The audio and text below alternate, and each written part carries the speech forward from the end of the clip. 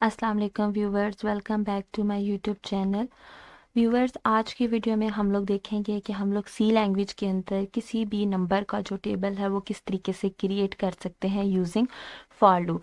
इस तरह के जो क्वेश्चंस होते हैं वो बेसिकली बहुत ज़्यादा इंपॉर्टेंट होते हैं। अगर आप कोई भी एग्ज़ाम दे रहे हैं या फिर आप लोग कहीं पे एंट्री टेस्ट के लिए जा रहे हैं तो इस तरह के क्वेश्चंस नॉर्मली आप लोगों से पूछ लिए जाते हैं कि हम लोगों को वो आपको कोई भी एक नंबर दे सकते हैं या आपको खुद कहा जा सकता है कि कोई भी एक आप नंबर लें और उसका टेबल हम लोगों को लूप की मदद से क्रिएट करके दिखाएं। ठीक है, तो बिना टाइम वेस्ट किए हम लोग अपने एडिटर की तरफ मूव करते हैं और प्रैक्टिकली हम लोग देखते हैं कि किस तरीके से एक नंबर का जो टेबल है लूप की मदद से वो क्रिएट किया जा सकता है। हम लोग अपने एडिटर पर आ चुके हैं और यहाँ पे सबसे पहले हम लोग क्या करते हैं, हेडर फाइल्स को इंक्लूड करवाते हैं। ठीक है, क्योंकि हेडर फाइल्स के बगैर तो कोई प्रोग्राम रन नहीं हो सकता। तो यहाँ पे हमने हेडर फाइल्स लिख ली। इसके बाद हम लोग मेन फंक्शन की तरफ आते हैं। मेन फंक्शन लिख लेते हैं इंट मेन कर्ली ब्रेसेस। अब यहाँ पे हम लोगों ने क्या करना है, क्योंकि हम लोग यूज़ कर रहे हैं कोई भी हम लोगों ने नंबर लेना है जिसका हम लोगों ने टेबल क्रिएट करना है, तो उस नंबर को हम कहीं ना कहीं सेव करवाना होगा और नंबर क्या होगा, इंटीजर डेटा टाइप। तो इंट और कोई भी मैं यहाँ पे एन ले लेती हूँ। सपोज मैंने एक डेटा टाइप लिख ली इंटीजर और एक वेरिएबल बना लिया एन नाम का। ठीक है, अब मैं जो भी नंबर जो है वो इंटर करूँगी वो इस एन के अंदर क्या हो जाएगा, स्टोर हो जाएगा। ठीक है, तो सबसे पहले स्क्रीन पे हम लोगों को एक आउटपुट डिस्प्ले होगा जिस पे क्या लिखा हुआ होगा, इंटर एनी नंबर। अब यहाँ पे हम लोग कौन सा नंबर इंटर करेंगे, जिसका हम लोगों ने टेबल डिस्प्ले करवाना है, वो कोई भी नंबर हो सकता है। ठीक है, तो यहाँ पे हमने यूज़र को कह दिया कि कोई नंबर इंटर करो और एल एन हमने यूज़ कर लिया, यानी कि न्यू लाइन पे जाने के लिए सेमी कॉलन। अब आपको पता है कि जब भी हम लोगों ने यूज़र से इनपुट लेना है तो उसको इनपुट लेने के लिए कहीं ना कहीं पे उसके लिए हमारे पास एक सिंटैक्स होता है, यानी कि फंक्शन होता है स्कैन एफ का। ठीक है, अब वो हम लोग ले लेते हैं स्कैन एफ के लिए। आपको पता है नंबर जो हम इंटर कर रहे हैं वो इंटीजर डेटा टाइप का है, तो इंटीजर के लिए हमारे पास कौन सा फॉर्मेट स्पेसिफायर होता है, परसेंटेज साइन डी। ये हमेशा हम लोग इंटीजर के लिए यूज़ करते हैं। ठीक है, और जो हम लोग यूज़र से वैल्यू ले रहे हैं, जो नंबर यूज़र इंटर करेगा उसको कहीं ना कहीं हमने मेमोरी में सेव करवाना होगा, तो उसके लिए हम मेमोरी का एड्रेस यहाँ पे दे रहे हैं एन, यानी कि अब यूज़र यहाँ पे जो नंबर इंटर करेगा वो एन वाली जगह पे जाके सेव हो जाएगा, मेमोरी में स्टोर हो जाएगा। इसके बाद सेमी कॉलन। अब हम लोग अपने मेन फंक्शन की तरफ आते हैं, यानी कि हम लोगों ने किस तरीके से टेबल क्रिएट करना है। हम लोग देख रहे हैं फॉर लूप की मदद से करना है, तो यहाँ पे हम लोग फॉर लूप का सिंटैक्स लिख लेते हैं। फॉर लूप का हम लोगों को पता है कि सबसे पहले हम लोग क्या करते हैं, इनिशियलाइजेशन करते हैं।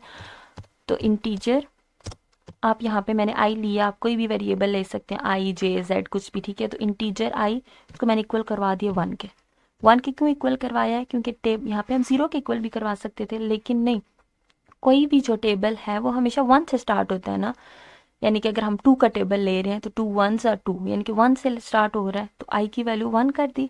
अब जब तक आई जो है वो लेस देन या इक्वल है टेन के। टेन क्यों लिया हम लोगों ने, क्योंकि टेबल मैक्सिमम उसकी लिमिट कितनी होती है, टेन तक होती है। ठीक है, तो जब तक आई हमारे पास टेन से छोटा है तब तक आई हम क्या करेंगे, आई की वैल्यू में इंक्रीमेंट करवाते जाएंगे। अब हम लोग फॉर लूप की बॉडी में आ गए। फॉर लूप की बॉडी में आने के बाद यहाँ पे हम लोग स्क्रीन पे डिस्प्ले करवाएंगे जो हम लोगों का टेबल है। यहाँ पे मैं टेबल का फॉर्मेट लिख लेती हूँ। फॉर्मेट लिखते वक्त शायद आपको सही से समझ ना आए, लेकिन जब हम लोग उसको रन करेंगे तो कंपैरिजन करेंगे तब आप लोग ज़्यादा अच्छे से उसको अंडरस्टैंड कर सकेंगे। ठीक है, सबसे पहले यहाँ पे इंटीजर के लिए कौन सा फॉर्मेट स्पेसिफायर यूज़ होता है, इंट डी।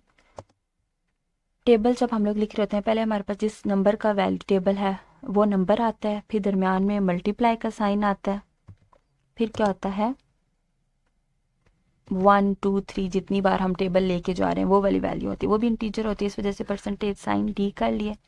इसके बाद इक्वल क्या होता है, इक्वल जो रिजल्ट हमारे पास आता है वो भी क्या होता है, हमारे पास इंटीजर होता है, इस वजह से यहाँ पे फिर से इंटीजर लिख लेंगे।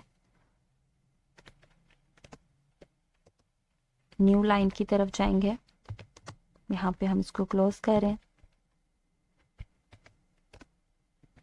अब ये देखें, सबसे पहले इस डी की जगह जो वैल्यू आएगी वो ये एन होगा ना जिसका टेबल है, तो यहाँ पे आ जाएगा n, फिर इस d की जगह जो वैल्यू आएगी वो n की i की वैल्यू होगी जो हर बार इंक्रीमेंट होगी, तो यहाँ हम लिख लेती हूँ i।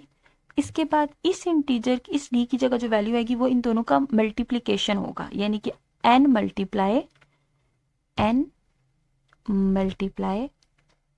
i।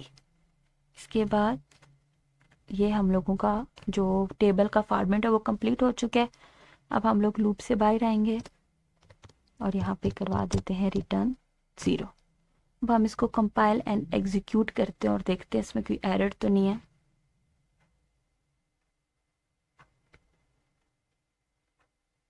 अच्छा, अब वो हमसे पूछ रहे हैं कि कोई भी नंबर इंटर करें। सपोज मैंने 2 का टेबल डिस्प्ले कराना है, तो यहाँ पे मैं नंबर इंटर कर दूंगी 2, और ये देखिए हम लोगों को 2 का जो टेबल है वो डिस्प्ले हो गया।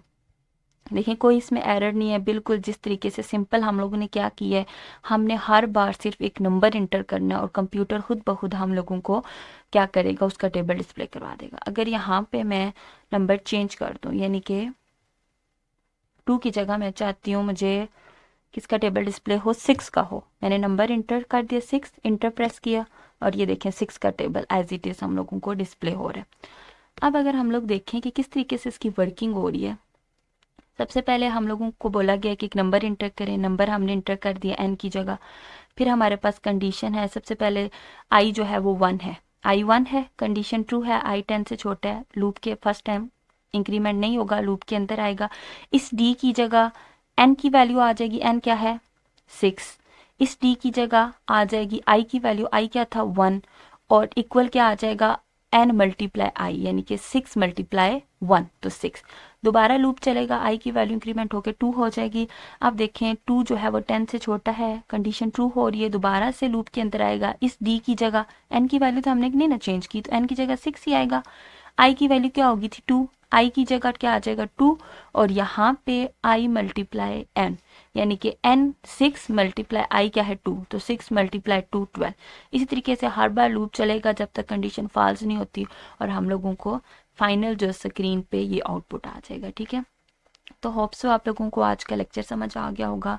बिल्कुल छोटा सा इजी सा प्रोग्राम था जिसमें हम लोगों ने फॉर लूप की मदद से एक टेबल क्रिएट किया। ठीक है, तो अगर आप लोगों का कोई भी क्वेश्चन हो तो आप लोग कमेंट सेक्शन में पूछ सकते हैं। अल्लाह हाफिज़।